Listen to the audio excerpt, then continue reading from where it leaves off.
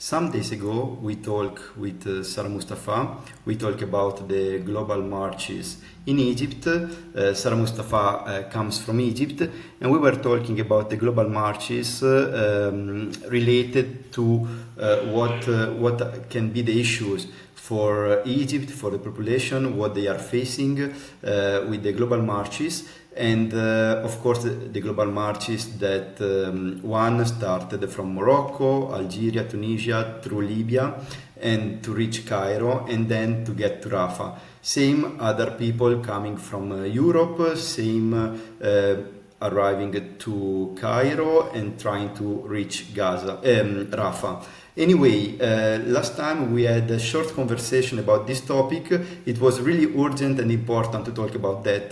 For me, it was anyway important to talk a bit more about Egypt. It was already something I had in mind. So today, my interest is really to discover something more about Egypt, and for this reason I invited again Sarah Moustafa to our channel. Of course, this is the Mera25 Italia YouTube channel. I'm Simone Mariotti, and today with us there is again Sarah Moustafa. Thank you very much to be here. It's Thank really you. nice to have you here again, and thank you for your time. Thank you for Last having me. It's our pleasure, absolutely. As I said, the last time we talked about the global marches. Of course, the video is still available in our YouTube channel. I invite the people who are listening to this, to our conversation right now, also to listen to what we recorded last time. Anyway, as I said, it's important for me to know something more about the country, about Egypt itself, and to understand it from an Egyptian perspective, as we said the last time. So, Sarah Moustafa is an engineer. You are from Cairo, but you lived for several years in Berlin, in Germany. Anyway, you have been always connected to your country. You really have a big passion. You have a big love for your country. And also, if you're abroad, you are still connected. You follow the news. You are in contact with people. Also, if you are far, you are really close to your country. So, considering that I'm also really often in Egypt, and I started to know also many people there, I discovered that at least the people that I met are really connected to the country. And it's something interesting because also the ancient Egypt still today is in a way alive for Egyptian. So my first question, just to break the ice, let's say, or just as a warm-up, will be how much really, so it's my interpretation, is my idea that I create in my mind knowing some people, or really Egyptians are so connected with their ancestor, they are really close to their country, or because we have to consider anyway that Egypt is a really big country. It's if our listener now have been in Egypt, have seen the difference between just Cairo and New Cairo, or the north of Egypt and the south of Egypt. There are really huge differences, but what to my eyes keep the country connected is this Egyptian spirit, this Egyptian soul. So this is my first question to you. How strong is still the Egyptian soul exactly in terms of population that keep the people united? The last example that I can do, just to explain it better, when I'm in Egypt, I see normally shops or any kind of stuff that bring you back to the ancient Egypt, like a shop can called Nefertiti, or can have another Ramses or whatever, or there are symbols. If I'm in Rome, for instance, if I see the ancient Roman soldiers or like the centurioni, probably is a touristic attraction or a touristic trap. In Egypt, you can find these things really everywhere. So now I leave you the space to talk and to clarify better also, yeah, if I'm right or wrong about this Egyptian spirit that connects the country. Yeah. Thank you Just for. one thing, Mhm. just one more thing, sorry, but I just noticed that you have also some Egyptian symbols Yeah. around your neck. So it's exactly what I was Exactly. Yeah. explaining right now. Yeah, that's my name actually, and the key of life. Thank you for this question. I can say yes. I mean, Egypt is a very, very big country, as you said. It's I think now over 100 million population. It's also very big in terms of area. However, we are very well connected to each other, I would say. And there is one culture that unites us, and that is the Egyptian culture. It's also one of the oldest countries on the face of the earth. I mean, we're talking about a country that really established the concept of a nation 7,000 years ago. Egypt was already established as one united country more than 7,000 years ago, and the North and the South were unified into one country. And I think this says a lot about today, how the country is in terms of also. So the history is for us is not like something that is in the past, but it's rather something that we are still connected to. It's part of our identity, it's part of our culture. We're very proud of our ancient civilization. We see ourselves as descendants of this civilization. Of course, and also in the Middle East region, in the North Africa region, we are known as the, let's say, descendants of the ancient Egyptians. So this is how also other nations refer to us.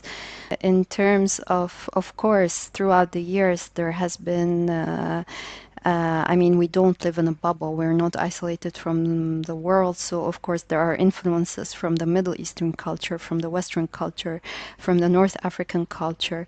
But nevertheless, the Egyptian culture remains the most dominant. And this is also seen in our movies, in our series, in our songs.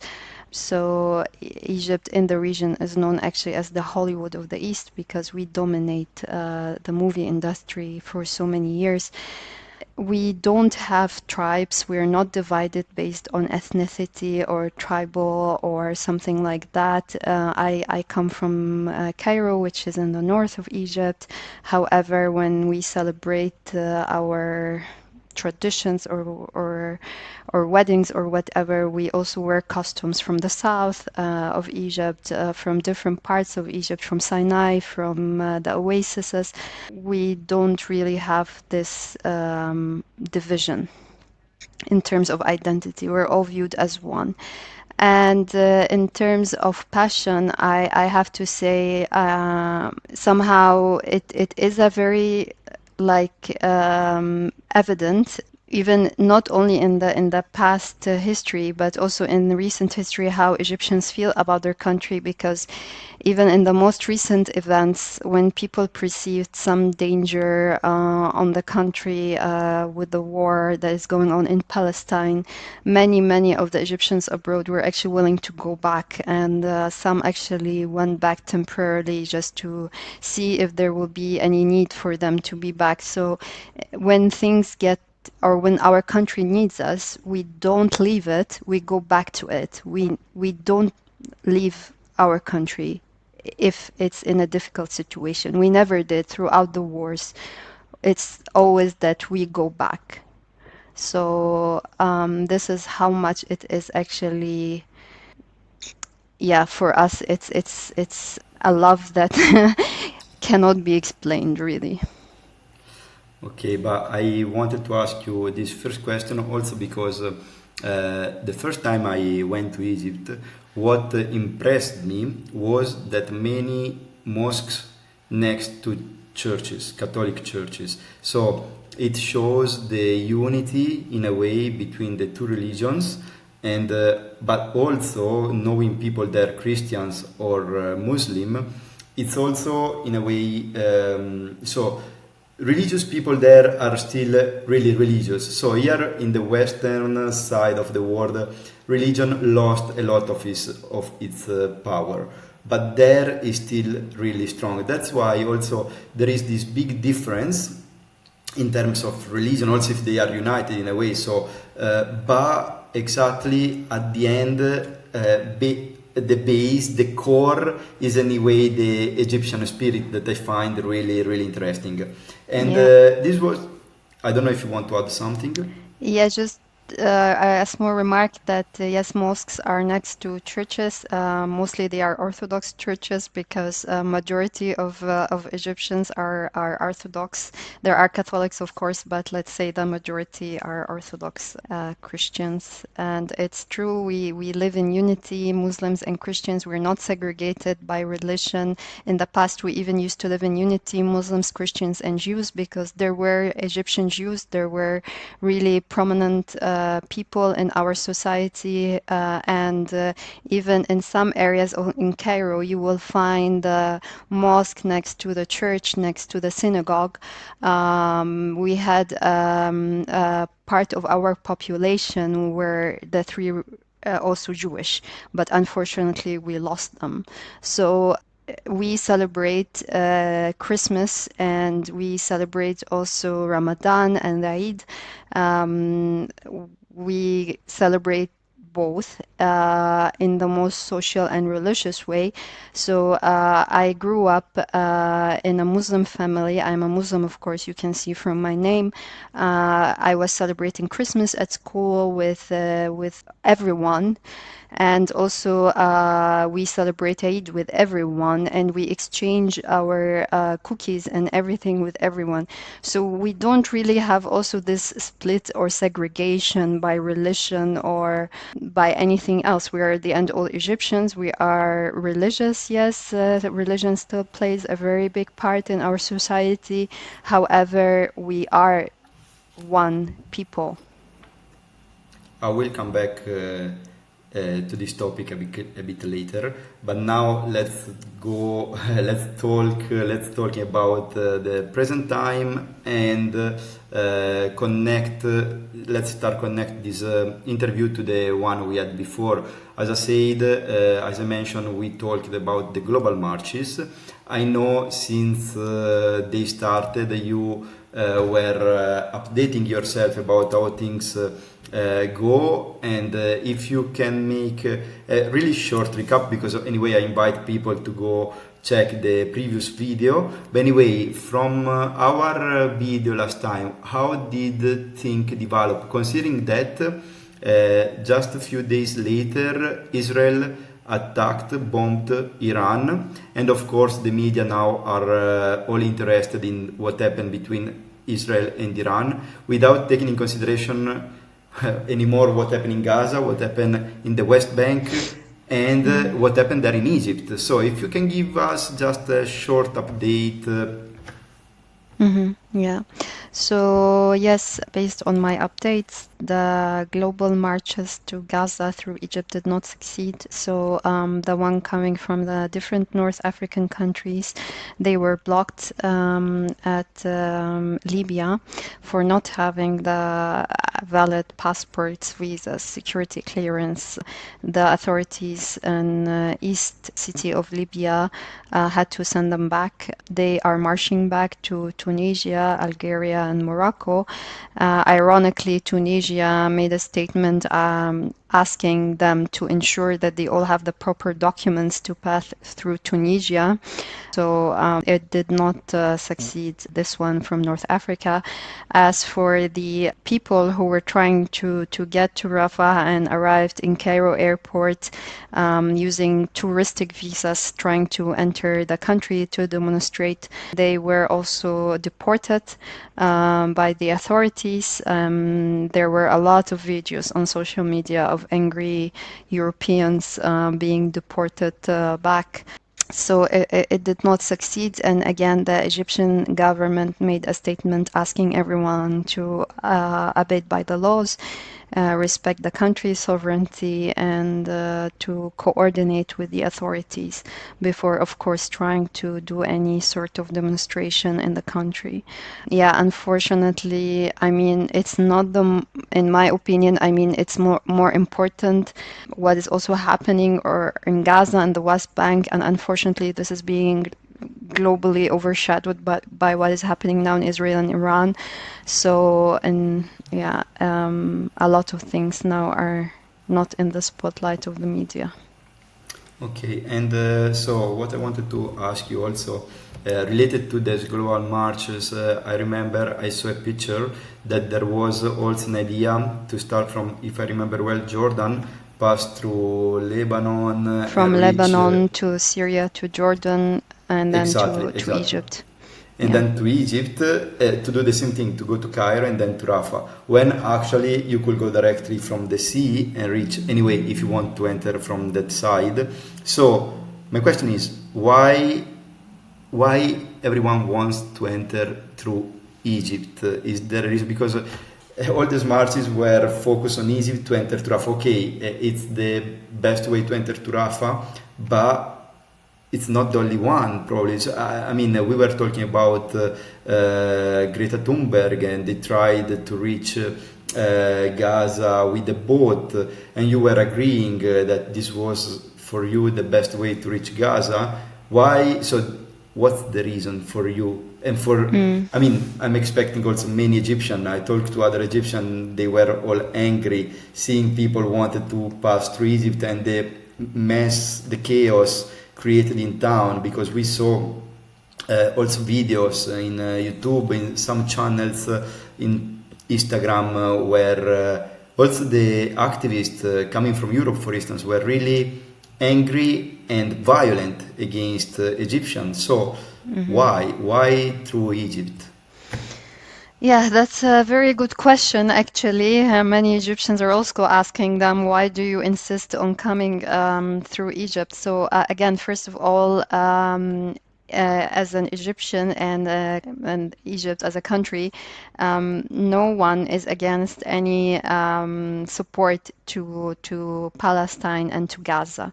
Egypt as a country and as a nation has been supporting Palestine since 1948. Since the establishment of Israel, we were the first country to actually act militarily in support of Palestine.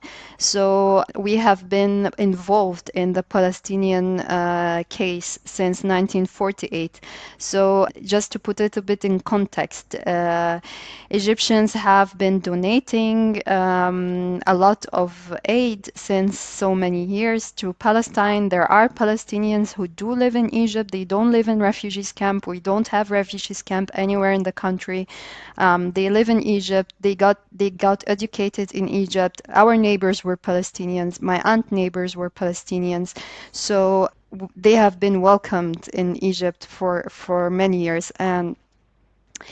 And the idea is that now we see all this bullying and all this kind of smearing against Egypt and Egyptians for legitimately being really worried and concerned about their country and the safety of their country, and they're being bullied and attacked on social media when they try to express that is really heartbreaking, especially when so many of the activists don't really bother to educate themselves about the country and the people before trying to enter and to do something. And they didn't even try to coordinate with the civil societies there, with the Egyptian Red Cross and with the Egyptian Charity House.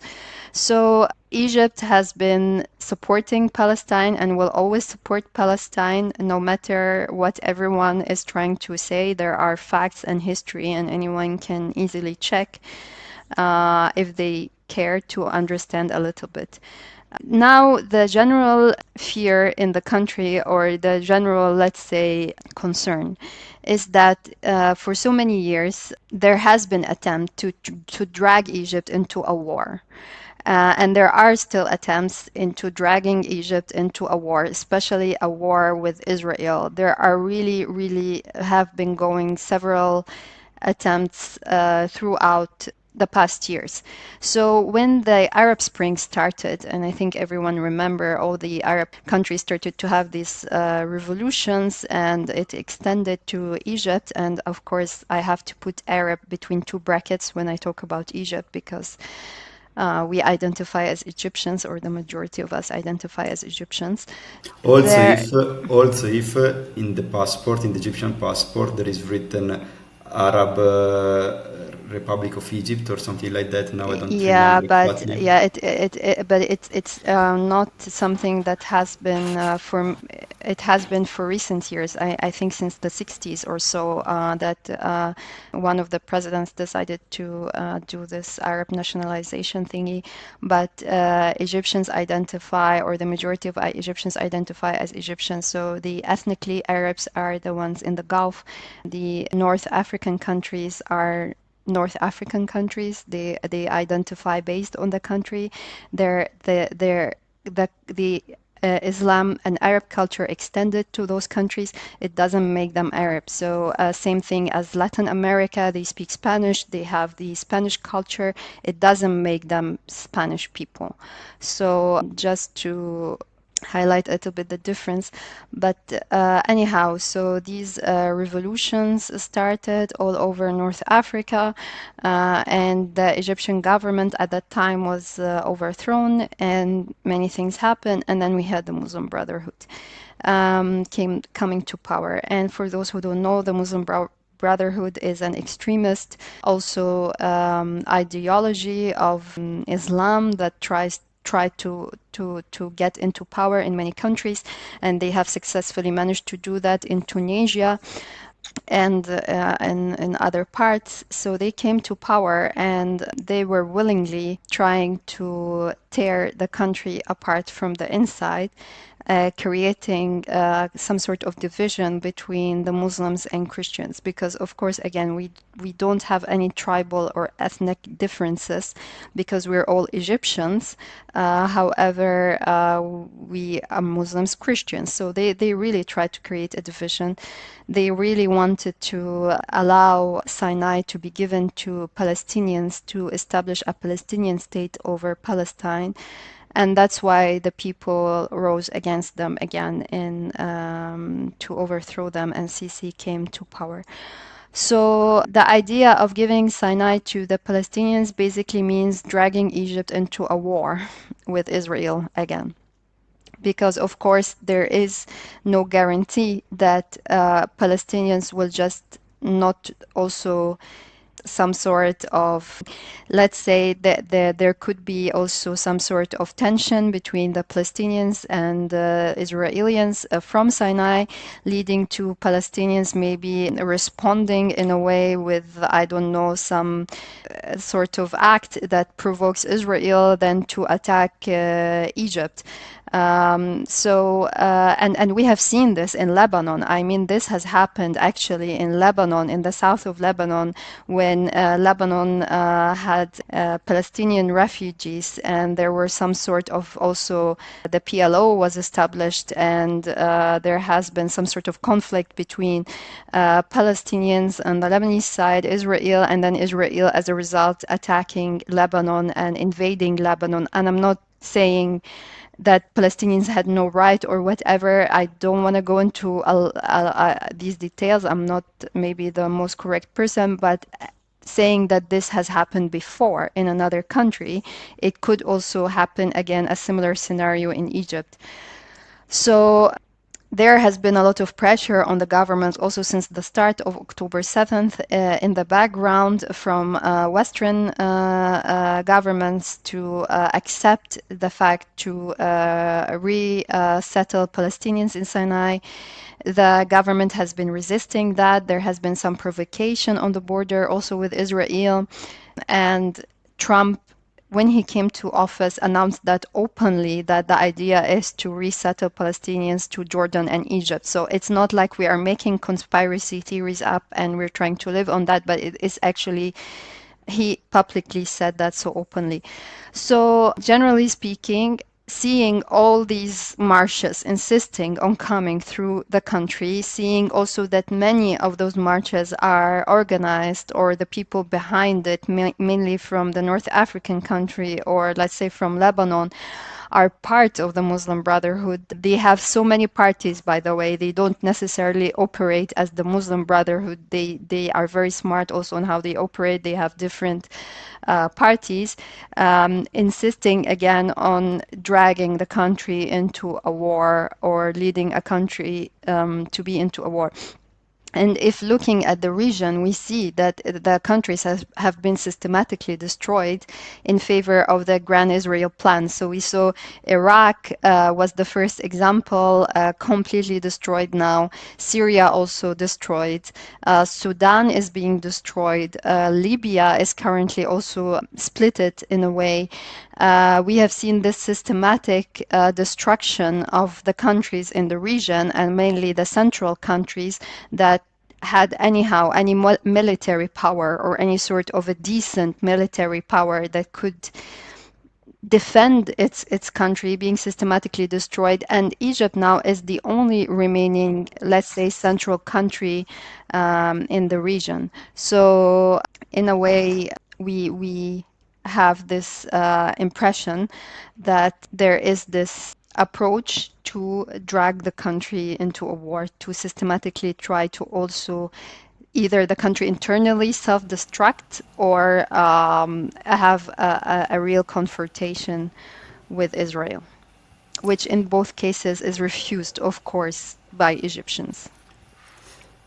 You touched a lot of topics I was going to ask you about, so you reply already to some questions. Let's say that, to my eyes, to see, for instance, Palestinians move to Sinai means leave Gaza to Israel, first of all. And then, of course, I agree with the idea that anyway, since Sinai is part of the Grand Israel, I can imagine Israel in the future attack Sinai and the Palestinians with some reason to just conquer again Sinai, because anyway, for what I realized is Israel never really accept to lose Sinai with the at the time. So anyway, you talk also about Muslim Brotherhood.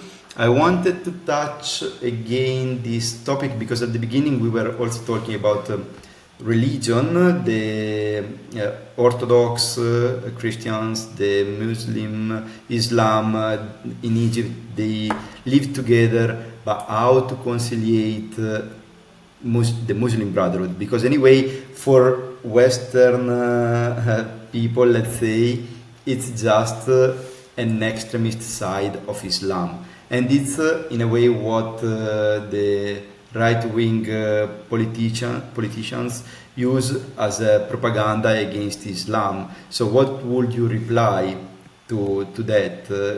In a way we conciliate Orthodox Christians and Muslim Egyptian that live all together, but anyway there is something more, and for instance this is the Muslim Brotherhood. And I remember anyway also when the Muslim Brotherhood in Egypt fell, and there were a big demonstration in town, people in the street with the car ringing and having really a lot of fun and happiness seeing this the government of Muslim Brotherhood falling down. Yeah.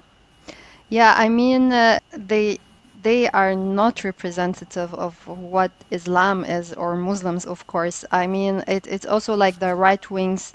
They are also have extremist views. They try to use other extremists as a way to collect support in the different countries. But I mean, if it's this way, then Muslims have the right to say, oh, but there were the Crusades that destroyed all the Muslims and killed the Muslims in millions. Then Christianity is an extremist religion, and we should be afraid of the Christians. So, and there has been also other extremist Christian groups in the States that have committed also a lot of crimes in the recent history, not just the Crusades.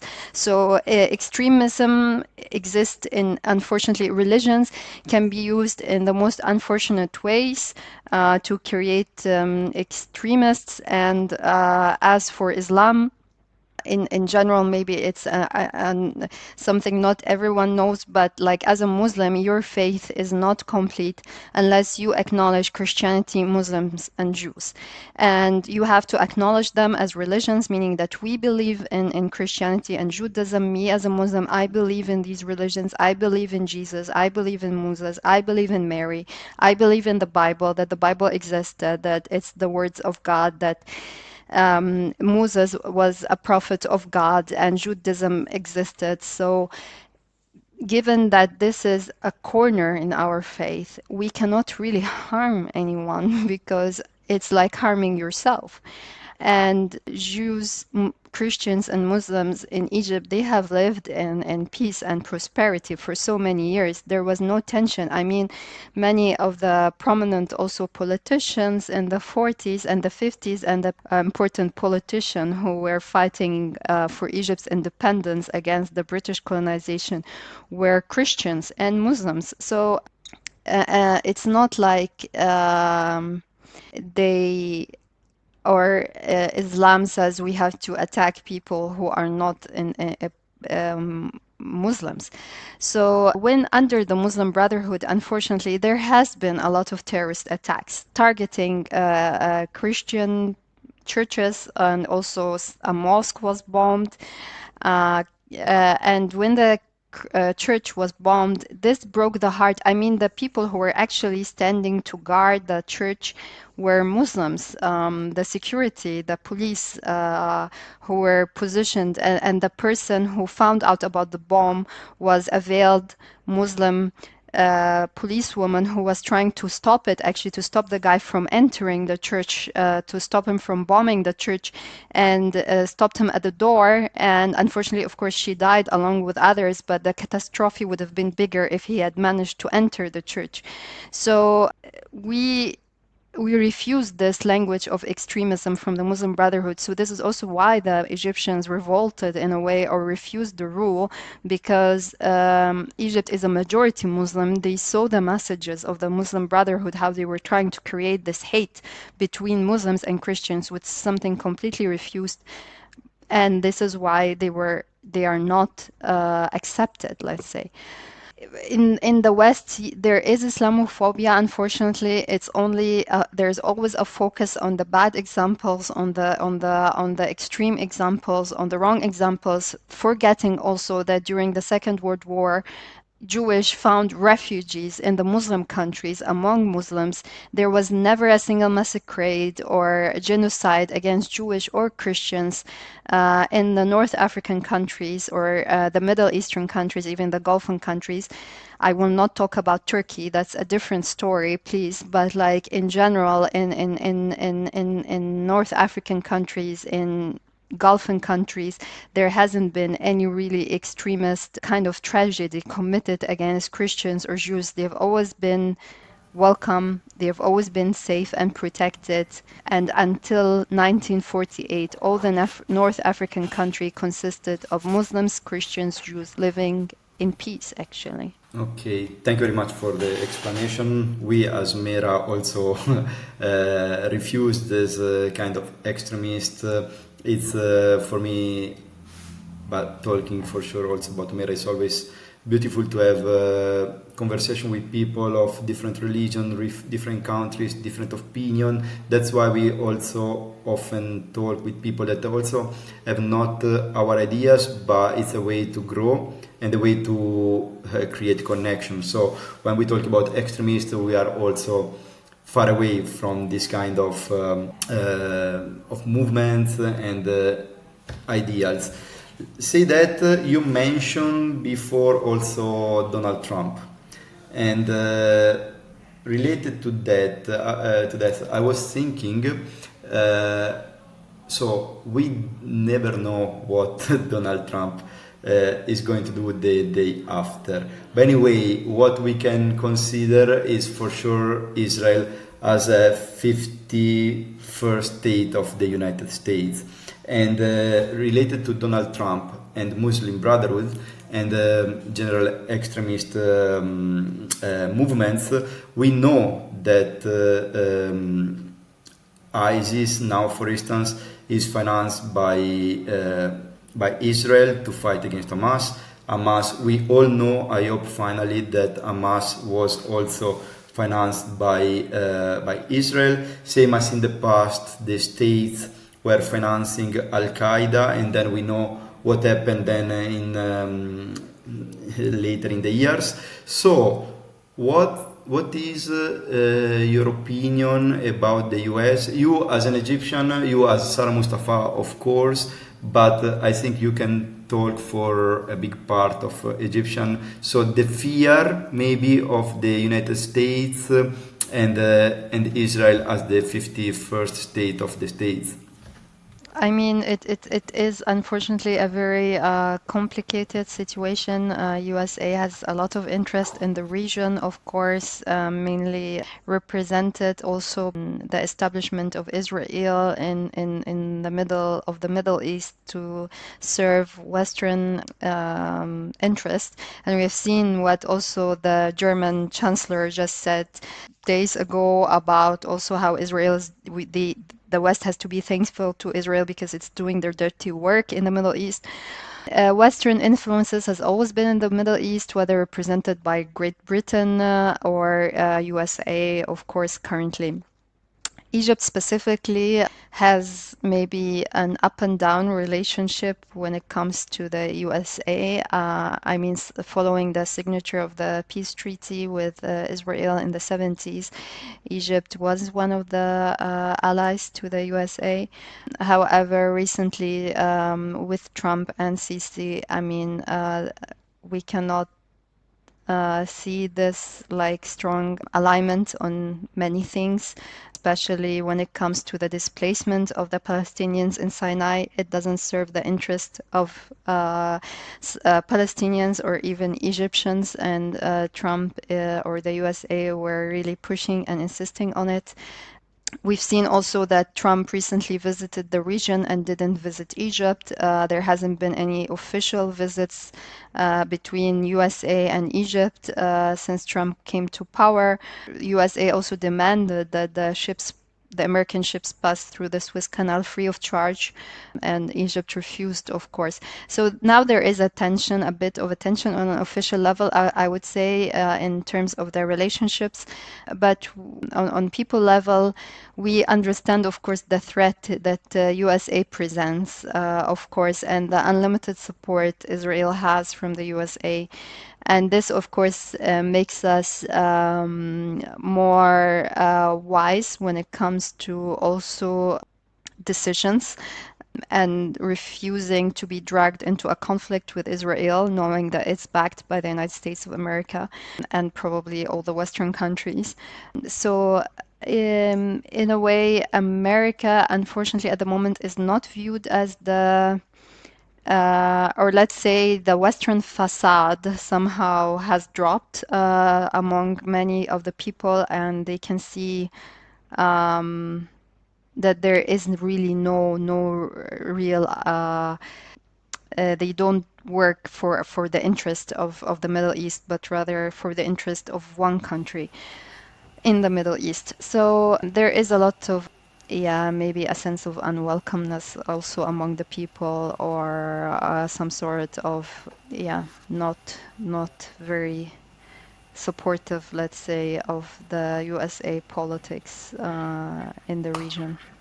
We are almost at the end of our conversation today. I just want to ask you one last thing. Actually, I know you prepared some slides that you want to show to us, and it's to give a context that it's really important, is the relation between Egypt and Israel. So actually you collect the wars that happened during the years through Israel and Egypt. I leave you the space to your presentation, and then we come back here for the last, for to just say goodbye. Thank you. Yes, I mean, I can share something just to give maybe a little bit of context, especially given the bully, how Egypt is being bullied on social media because of the global marches. Um, Many people don't seem to understand that Egypt probably is the only country on in the world that had four wars with Israel. It started from 1948. It was the first war that Egypt moved for Palestine when Israel established itself as a state. However, we were defeated. There was a second war also in 1956, so three countries attacking Egypt. So France, Britain, and Israel. You can see the destruction in the cities that happened during the time. All of this because Egypt dared to nationalize the Suez Canal. It was still under British control, and you can see the destruction in the pictures. Israel at the time also occupied Sinai, and they had occupied it for 1 year, but then they moved because at that time there was pressure from the other countries in Security Council. So they backed out. Then there was the Third War, 1967. It wasn't even a war, really. Israel had some fears of a war.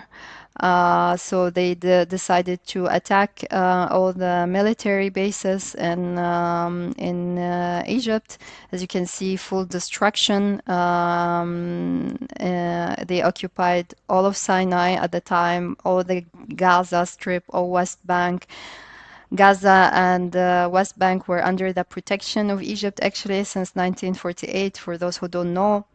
Yeah, so it was also occupied along with Sinai. Until recently, they still find cemeteries of the Egyptian soldiers, mass graves, soldiers burned to death.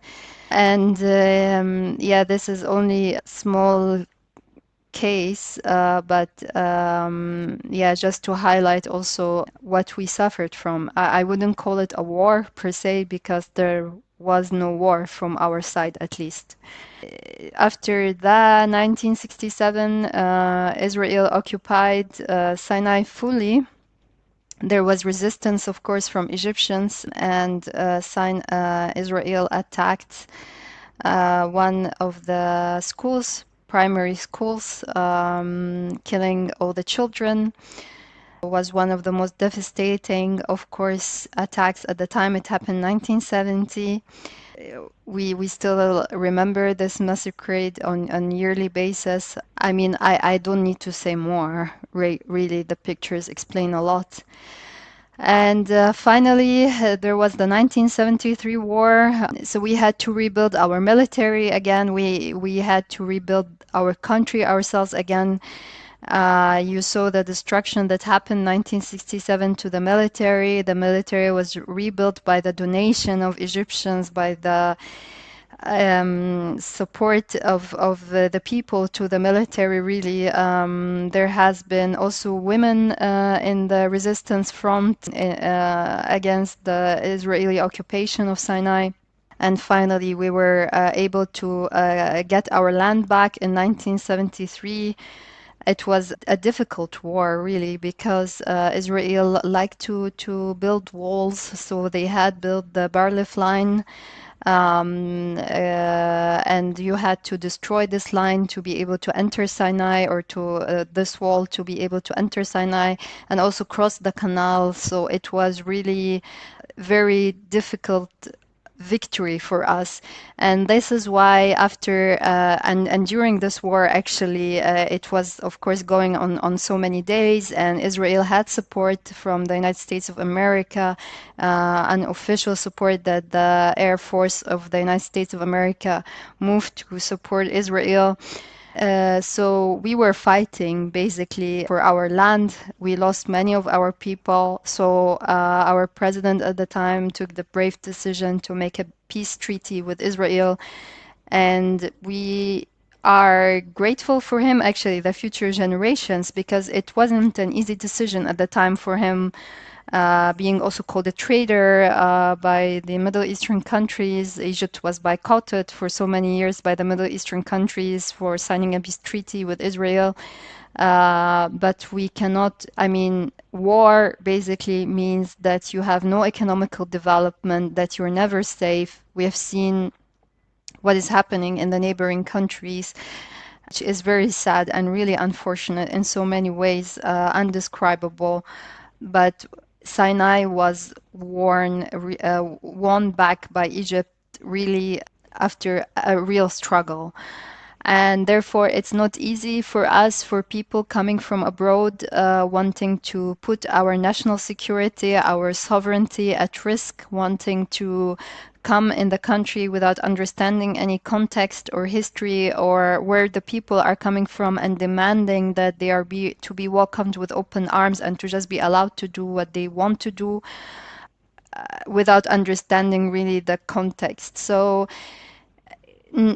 it's not really acceptable that people call Egyptians traitors or anti-humane or anti-Palestinians or all of these things that are happening because of the global marches, when you don't really understand the context and you don't see that also Egyptians suffered and Egyptians died and Egyptians were occupied themselves and Egyptians had to free their land and Egyptians have been suffered economically for years and are still suffering, of course, because for so many years all your economical power is going into the military. You can imagine also what does that do to a country development. So excuse us for not allowing you in, for not being happy with you marching in, demanding a certain kind of right that you cannot even do in your own countries because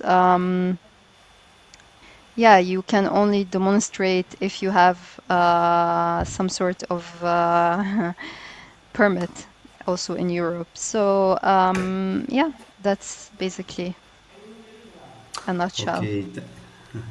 Yes, exactly. It was a briefly history of the recent time between Egypt and Israel. Of course, it will be really interesting and also important to spend a bit more time in the future, maybe to talk about these topics, this topic in particular.